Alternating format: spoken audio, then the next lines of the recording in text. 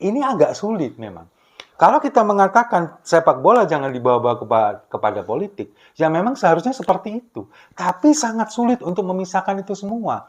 Ketika para pecinta sepak bola yang jumlahnya besar di Indonesia ini, di beberapa daerah, kemudian kita pernah katakanlah mencederai hati mereka, itu maka akan sangat sulit untuk memenangkan hati mereka.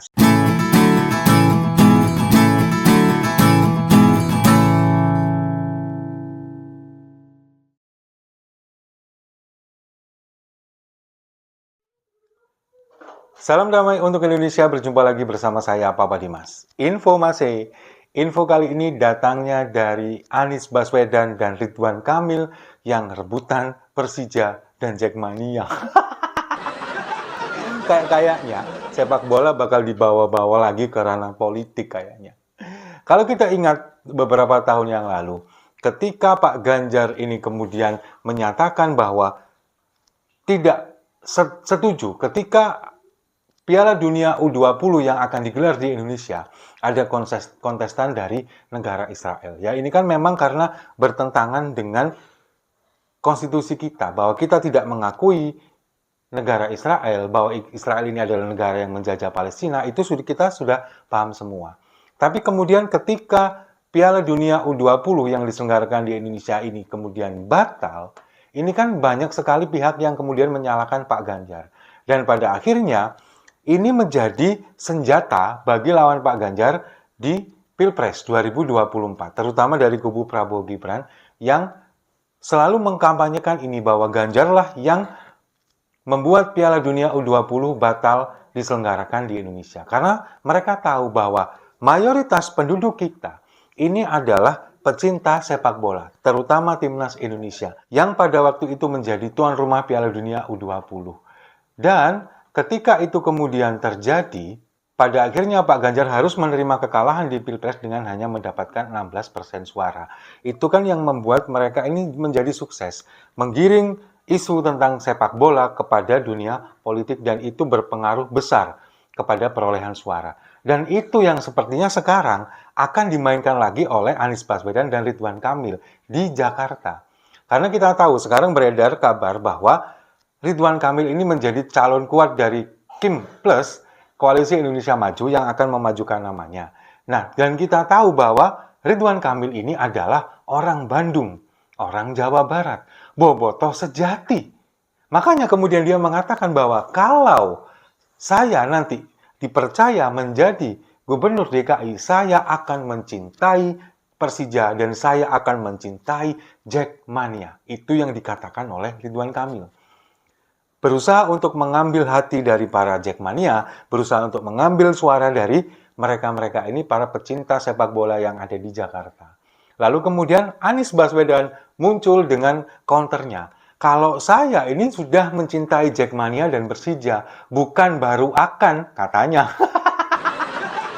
Ini kan telak banget memang. Telak banget. Ketika Ridwan Kamil mengatakan bahwa saya ini kalau terpilih akan mencintai Jackmania, akan mencintai Persija. Lalu kemudian Anies muncul dengan jawaban bahwa kalau saya ini sudah mencintai dari dulu.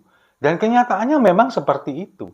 Anies ini sangat dekat dengan Persija Jakarta dan juga Jackmania. Apalagi Stadion JIS yang kemarin dibangga-banggakan oleh Anies kemudian menjadi sebagai masterpiece dari Anies Baswedan pada waktu itu. Padahal ini kan sudah melewati tahapan dari beberapa gubernur sebelumnya.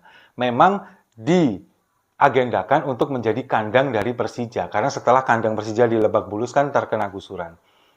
Dan setelah diresmikan pada tahun 2022 yang lalu, dan sekarang sudah 2 tahun berjalan, pada akhirnya JIS ini kemudian akan dijadikan home base atau kandang Persija di Liga 1 2024-2025. Senang dong tentunya Persija. Nah, itulah yang kemudian Anies muncul di sana dan dia merasa seolah-olah dia yang paling berjasa kepada para pecinta sepak bola yang ada di Jakarta ini. Makanya dia tidak rela kalau misalkan para pecinta sepak bola ini kemudian diambil hatinya oleh Ridwan Kamil. Muncullah statement ini. Dan ini yang kemudian membuat Jakarta ini menjadi salah satu daerah yang kemudian membawa sepak bola ke arah politik. Karena memang kita tahu bahwa Jackmania ini sangat fanatik terhadap klub sepak bola. Nah, yang menjadi ganjalan dari Ridwan Kamil adalah ini sebetulnya.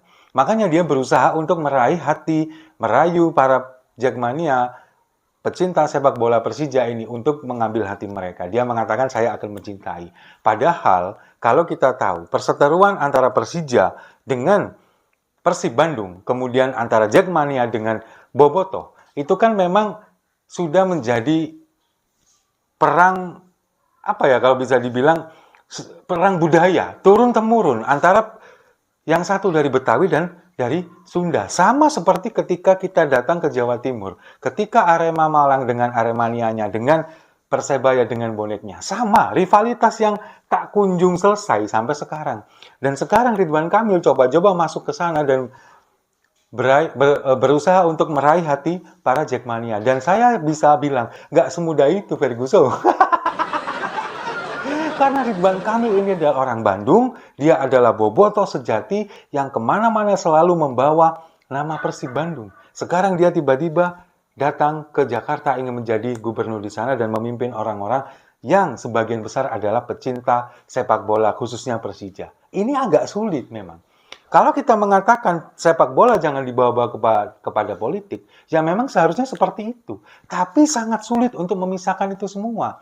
Ketika para pecinta sepak bola yang jumlahnya besar di Indonesia ini, di beberapa daerah, kemudian kita pernah katakanlah menciderai hati mereka, itu maka akan sangat sulit untuk memenangkan hati mereka. Sama ketika Pak Ganjar kemarin dituduh sebagai biang batalnya Piala Dunia U20 di Indonesia, kemudian mendapatkan suara 16% di Pilpres 2024. Nah, sekarang juga ini seperti akan digiring lagi di Pilkada Jakarta bahwa Ridwan Kamil adalah orang Bandung yang secara kultural memiliki klub sepak bola bernama Persib yang dia adalah rival dari Persija Jakarta. Itu yang sekarang terjadi.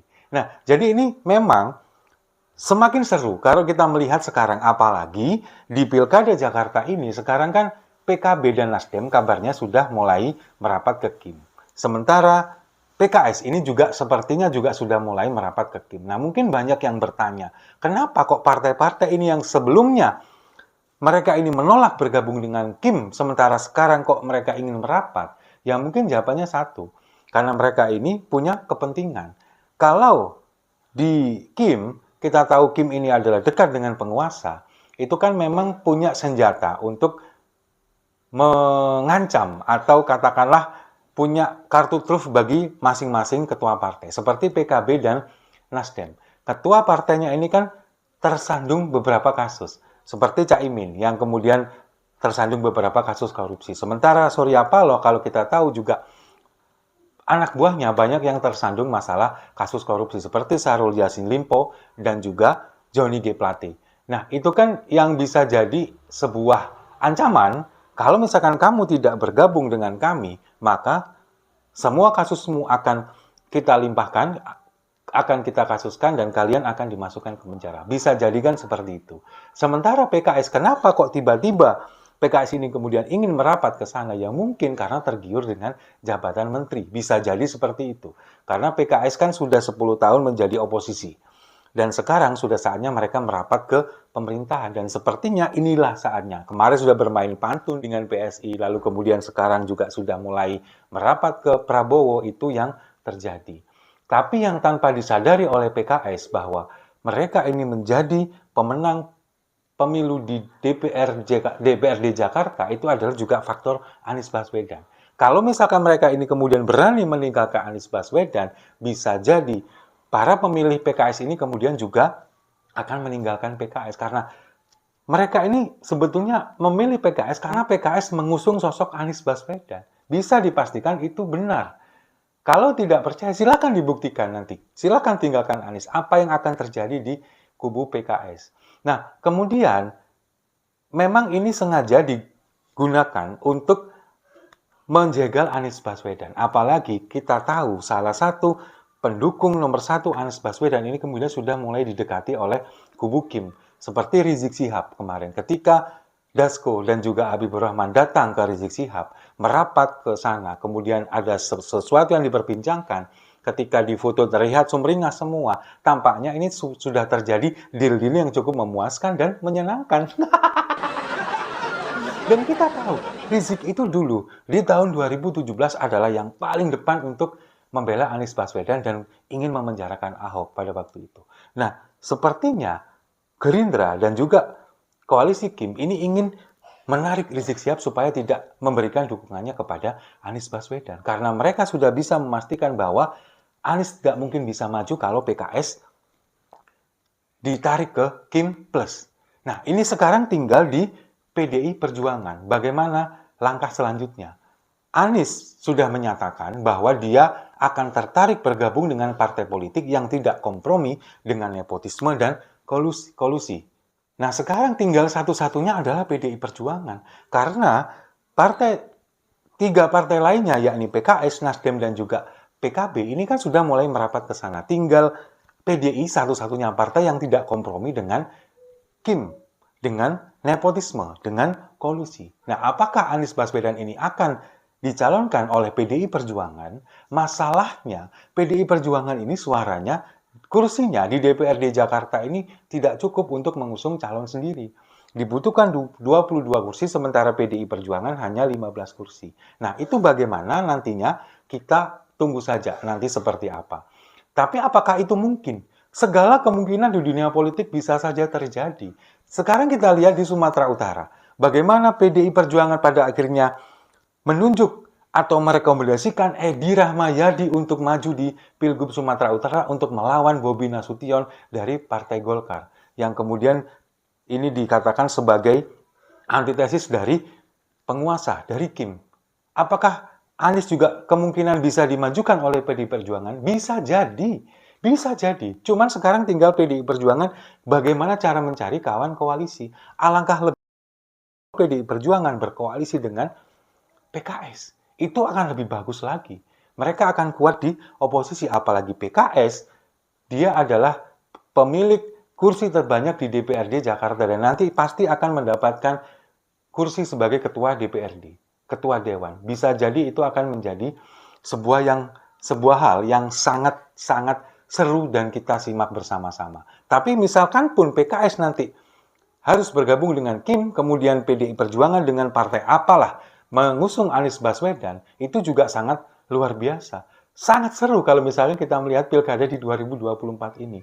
Nah, ini kita tunggu. Apakah ini benar-benar terjadi? Kita tunggu saja gebrakan-gebrakan berikutnya sebelum nanti tanggal 27 Agustus pendaftaran untuk pilkada serentak di 2024. Nah, sambil menunggu, kita minum dulu kopinya sama-sama. Setuju ya?